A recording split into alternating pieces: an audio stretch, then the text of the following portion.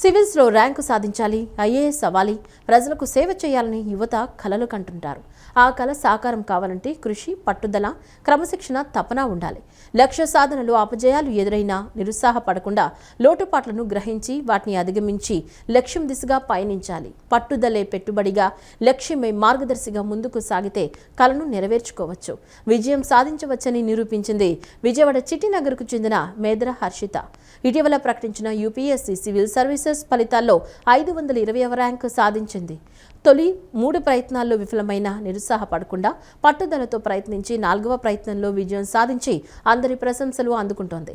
ప్రజలకు సేవ చేయాలనే లక్ష్యంతోనే తాను సివిల్స్ పరీక్ష రాశానని, విద్యారంగం అభివృద్ధి, మహిళా సాధికారతకు పనిచేయాలనుకుంటున్నానని చెప్తున్న సివిల్స్ ర్యాంకర్ హర్షితతో మా ప్రతినిధి ముత్తుజా ముఖాముఖి.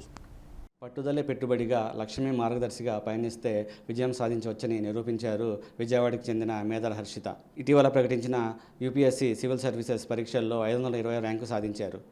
అంతకుముందు 3 సార్లు ప్రయత్నించి విఫలమైనా కూడా నిరుత్సాహపడక ఉత్సాహంతో పట్టుదలతో చదివి విజయం సాధించి తన తల్లిదండ్రులకు, నగరానికి ఇవన్నీ తీసుకొచ్చారు.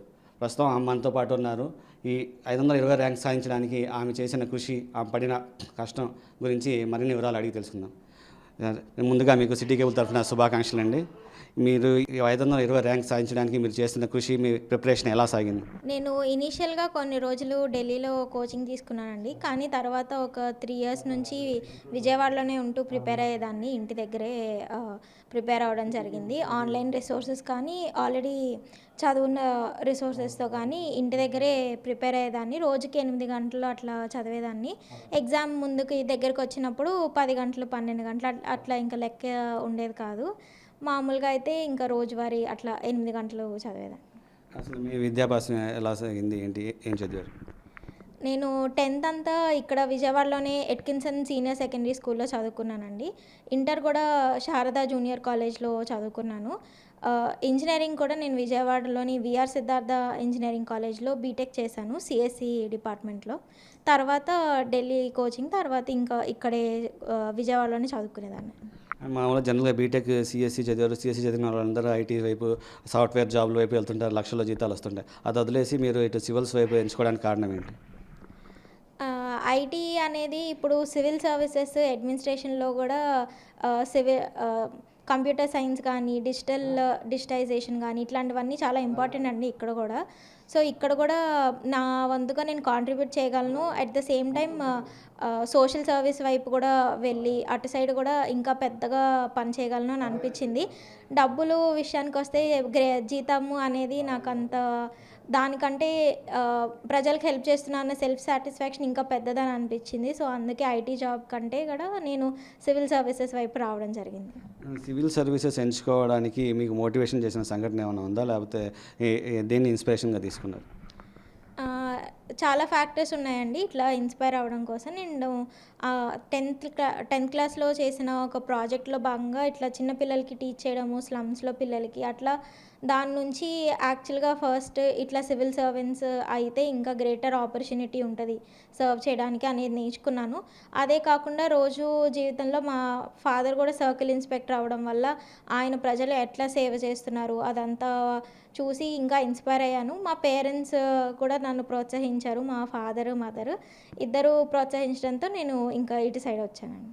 మీరు ఇది ఎన్నో అటెంప్ట్లో పాస్ అయ్యారు? ఇంతకుముందు ఎన్ని అటెంప్ట్లు చేశారు? ఇది నా 4th అటెంప్ట్ అండి. ఇంతకుముందు 3 అటెంప్ట్స్ చేశాను, ప్రిలిమ్స్ క్వాలిఫై అవ్వలేదు. ఫస్ట్ అటెంప్ట్ అంత సీరియస్గా రాయకపోయేసరికి కొంచెం అది అవ్వలేకపోయాను. Second and third attempts prelims అవ్వలేకపోయేసరికి ఇంకా నేను నిరుత్సాహపడ్డాను. బట్ మళ్ళీ తిరిగి ప్రయత్నించడంలో 4th అటెంప్ట్ అండి. మీరు 3 అటెంప్ట్స్ ఫెయిల్ అయ్యారు. ఆ అటెంప్ట్స్ నుంచి మీరు ఏం నేర్చుకున్నారు, దాని నుంచి ఎట్లా అధిగమించి 4th అటెంప్ట్కి మీరు ప్రిపేర్ అయ్యారు? ఫస్ట్ థింగ్ నేర్చుకున్నది ఏంటంటే, మనం లైఫ్లో ఫెయిలియర్స్ అనేవి ఎప్పుడూ వస్తూనే ఉంటాయి. ఫెయిలియర్స్ని మనం ఎట్లా హ్యాండిల్ చేసాము అనేది ఇంపార్టెంట్. దాని నుంచి మనం ఏదో ఒక లెసన్ నేర్చుకోవాలి. నేను నేర్చుకున్నది అయితే కన్సిస్టెంట్గా రోజు చదవడం, ఒకరోజు చదివి ఇంకో రోజు వదిలేకుండా రోజు చదవడం, రోజు క్వశ్చన్స్ ప్రాక్టీస్ చేయడం కానీ, అట్లా మనం ఎక్కడెక్కడ తప్పులు చేసాము, ఎక్కడెక్కడ మనకి హెల్ప్ అవసరము అన్నది చూసి ఇంప్రూవ్ చేసుకోవాలి మనము. అలా నేను ఈ అటెంప్ట్లో అవన్నీ చేసినందుకు విజయం సాధించాను అనుకుంటున్నాను. మీరు 1 ఇయర్ వరకు ఢిల్లీలో ప్రిపేర్ అయ్యారు. ఫస్ట్ అటెంప్ట్‌కి గానీ, సెకండ్ అటెంప్ట్ గానీ. తర్వాత ఫోర్త్ అటెంప్ట్‌కి వచ్చేసరికి మీరు ఇంటి దగ్గరే ప్రాక్టీస్ చేశారు. ఇంటి దగ్గర ప్రాక్టీస్ ఎట్లా సాగింది? ఇప్పుడు మీరు ఒకటి సాధించాలంటే కొన్ని త్యాగాలు చేయాల్సొచ్చిద్ది. అన్నిటిని వదిలేయాల్సొచ్చిద్ది. అట్లా మీరు వేటిని త్యజించారు? నేను ఢిల్లీ నుంచి అసలు ఫస్ట్ అటెంప్ట్ ఇవ్వకముందే వచ్చేసానండి. ఫస్ట్ అటెంప్ట్ నుంచి విజయవాడలో ఉండే చేసేదాన్ని. ఇక్కడే నాకు ఇంకా ప్రశాంతంగా అనిపిచ్చేది. ఎందుకంటే మా పేరెంట్స్ నేను చదువు ఒక్కటే నాకు పనుండేది. మిగతాదంతా వాళ్ళే చూసుకునేవాళ్ళు ఇంట్లో రోజు. అది కాకుండా ఏమన్నా త్యాగం చేశారా అంటే ఫస్ట్‌లో కొంచెం ఫ్రెండ్స్‌తో కలవడం గానీ, అలాంటివన్నీ వదిలేసాను. కానీ తర్వాత అర్థమైందేంటంటే బ్యాలెన్స్ అనేది ఉండాలి లైఫ్‌లో. సో, 8 అవర్స్ ఖచ్చితంగా చదివేదాన్నండి. నేను పెట్టుకున్న టార్గెట్స్ అవన్నీ ఫినిష్ అయ్యాక ఫ్రెండ్స్‌తో, ఫ్యామిలీతో టైమ్ స్పెండ్ చేయడం గానీ, నాకు నచ్చిన బుక్స్ చదవడం, నాకు నచ్చిన విషయాలు ప్లాన్స్ పెంచడం గానీ, అలాంటివన్నీ చేసేదాన్ని. త్యాగం చేయడం అంటే ఒక్కొక్కసారి చేయాల్సొస్తది. అప్పుడప్పుడు నిద్ర గానీ, అట్లాంటివి చేయాల్సొస్తది. ఇంకా ఒకటి కావాలంటే ఒకటి తప్పదు కాబట్టి అంటే ఫ్రెండ్స్ అంటే ఫ్యామిలీ రిలేషన్స్‌కి, ఫంక్షన్స్‌కి అన్నిటికి దూరంగా ఉన్నారు. ఫంక్షన్స్‌కి అంత అటెండ్ అయ్యేదాన్ని కాదు. బట్ ఫ్రెండ్స్‌ని అప్పుడప్పుడు కలుస్తూ ఉండేదాన్ని. ఎందుకంటే వాళ్ళు కూడా చాలా బాగా మోటివేట్ చేశారు నన్ను. ఈ జర్నీలో ఎప్పుడు నాకు పరాజయం ఎదురైనా వాళ్ళు లేదు నువ్వు ఇంకోసారి రాయి వస్తుంది అని చెప్పి చాలా మోటివేట్ చేయడం గానీ, అట్లా వాళ్ళకి తెలిసిన సజెషన్స్ ఇవ్వడము, వాళ్ళు అవన్నీ చేసేవాళ్ళు. వాళ్ళని అప్పుడప్పుడు వాళ్ళు అందరూ కలుసుకున్నప్పుడు కొద్ది క్షణాలు ఎంజాయ్ చేసేదాన్ని. తర్వాత మళ్ళీ ఇంటికొచ్చి చదవడము అదంతా. దేనికది ఉండాలని నేను నమ్ముతాను. సో, కలిసేదాన్నండి వాళ్ళని. ఈ ఫోర్త్ అటెంప్ట్ మీరు ఎగ్జామ్స్ రాసిన తర్వాత మీలో ఎట్లా కాన్ఫిడెన్స్ ఎట్లా ఉండేది? మీరు నేను సాధిస్తాను ఈసారి తప్పకుండా ర్యాంక్ వచ్చిద్దని కాన్ఫిడెన్స్ ఉందా? రిజల్ట్ వచ్చిన తర్వాత మీరు ఎలా ఫీల్ అయ్యారు? నిజం చెప్పాలంటే ఇది ఇంటర్వ్యూ స్టేజ్ వరకు వెళ్ళినా గూడా సెలెక్ట్ అవ్వని వాళ్ళు చాలామంది ఉంటారు. 2, 3 సార్లు ఇంటర్వ్యూ చేసిన వాళ్ళు గూడా. సో, నేను నిజం చెప్పాలంటే అంత కాన్ఫిడెంట్‌గా ఏం లేను. ఎటైనా ఉండొచ్చు మనం అటు 50%లో అయినా, ఇటు 50%లో అయినా ఉండొచ్చని అనుకున్నాను.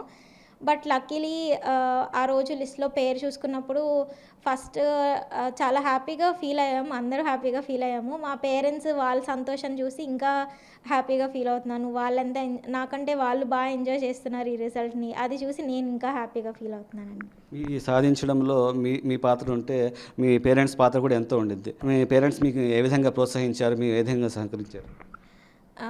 ఇప్పుడు దాకా మిగతా ప్రిలిమ్స్ అవ్వనంత వరకు కానీ, వేరే ఏదన్నా ఎగ్జామ్ అవ్వనంత వరకు నేను చాలా నిరుత్సాహపడేదాన్ని. ఇంట్లో అంటే ఇంకా రాసి అసలు ఎప్పటికైనా మనకొస్తుందా? రాదా? అని అన్‌సర్టెనిటీలో ఉండిపోయేదాన్ని. వాళ్ళు ప్రతిసారి చాలా ఎంకరేజ్ చేసేవాళ్ళు. మా ఫాదర్ గానీ, ఇంకెన్ని సార్లు నువ్వు రాస్తానన్నా నీ ఇష్టము రాయి అలసిపోయేంత వరకు అని చెప్పేవాళ్ళు. మా మదర్ గూడా ఇంట్లో నాకు చదువుకోవడం ఒకటే పనుండేది. మిగతా పని పెద్దగా ఏం చెప్పేవాళ్ళు కాదు. నేర్పించడం అయితే నేర్పించేవాళ్ళు కానీ, పని చేయడం గానీ, ఇంట్లో పనులు గానీ, బయట హెల్త్ ఇష్యూస్ వచ్చినా తనే దగ్గరుండి చూసుకోవడం గానీ, మా ఫాదర్ డ్యూటీకెళ్ళిపోతారు కాబట్టి, ఎడ్యుకేషన్ గూడా చిన్నప్పటి నుంచి ఆవిడ చాలా కాన్సంట్రేట్ చేశారు. సో, వాళ్ళ ప్రోత్సాహం లేనిదే నేను ఇవాళ ఈ విజయం సాధించలేను. ఇప్పుడు మీరు ఈ గ్రూప్ మీరు ఎంచుకున్న సబ్జెక్ట్స్ ఏంటి? సివిల్స్‌లో మీరు ఎంచుకున్న సబ్జెక్ట్స్ ఏంటి? దాన్ని ఏ విధంగా ప్రిపేర్ అయ్యారు? ఓన్లీ కాంపిటేటివ్ బుక్స్ ఏనా? లేకపోతే న్యూస్ పేపర్స్ చదవడం ఎలా ప్రిపేర్ అయ్యారు? న్యూస్ పేపర్స్ అనేది ఖచ్చితంగా చదివానండి. చదవాలి కూడా. ద హిందూ న్యూస్ పేపర్ గానీ, అట్లాంటి ఇంగ్లీష్ న్యూస్ పేపర్స్ బాగానే ఫాలో అయ్యేదాన్ని.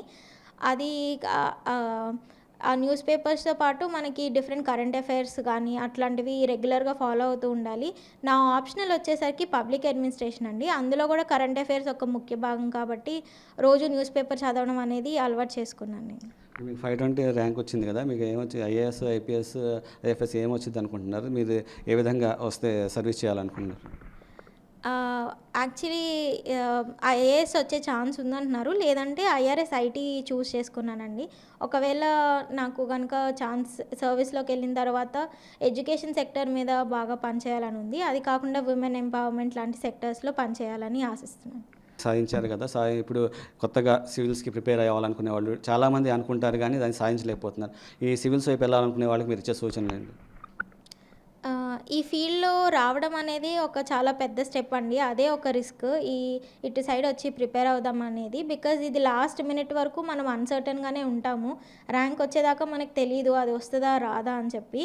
సో, అలాంటి ఆలోచనలు పెట్టుకోకుండా సెల్ఫ్ డౌట్ గానీ అట్లాంటివి లేకుండా కన్సిస్టెంట్‌గా రోజు ఒక టైమ్ టేబుల్ ఆర్ ఎల్స్ ఒక టార్గెట్ పెట్టుకొని అది కంప్లీట్ చేశామా లేదా అనేది చూసుకొని అట్లా చదవాలి. అండ్ ఇట్లా ఇది ర్యాంక్ వచ్చే ముందు మనకి చాలా అపజయాలు ఎదురవుతాయి. అవన్నీ గూడా మనం అధిగమించాలి. దాని నుంచి మనం ఎందుకు ఫెయిల్ అయ్యామనేది చూడాలి.